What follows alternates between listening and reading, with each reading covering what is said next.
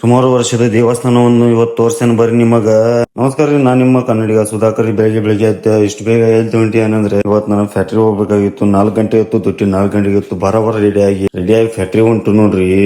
ಈ ತರ ಥಂಡಿ ಐತಿರಲ್ಲ, ಜೀವನದಾಗ ಅನ್ಕೋಬಾರ್ದು. ಆ ನಮ್ಮನೆ ಥಂಡಿ ಇರ್ತೈತಿ.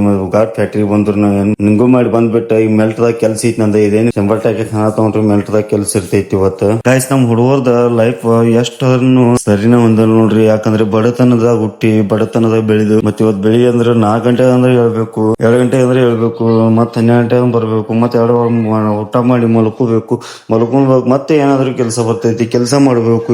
ಈಗ ಎಡಿಟಿಂಗ್ ಮಾಡ್ಬೇಕು. ಏನು ನಮ್ ಲೈಫ್ ನನ್ಗೆ ತಿಳಿಯವತ್ ನೋಡ್ರಿ. ಅಪ್ಪ ಅದಾಗ ಒಂದ್ ಚಾ ಕುಡಿದ್ ಬಿಟ್ಟ ಮನಿಗ್ ಬೈನ್ ನೋಡ್ರಿ. ಫ್ಯಾಕ್ಟ್ರಿಯಿಂದ ಮನಿಗ್ ಬಂದ್ಬಿಟ್ಟ ಹಿರುಕುಡಿ ಬೈನ್ ನನ್ನ ದೋಸ್ತನ ಕಡೆ ಹಿರುಕುಡಿ. ಯಾಕಂದ್ರೆ ಅವ್ರ ಫಂಕ್ಷನ್ ಇಟ್ಟಿರಂತ ಹಿರುಕುಡಿ ಬೈನ್ ನೋಡ್ರಿ.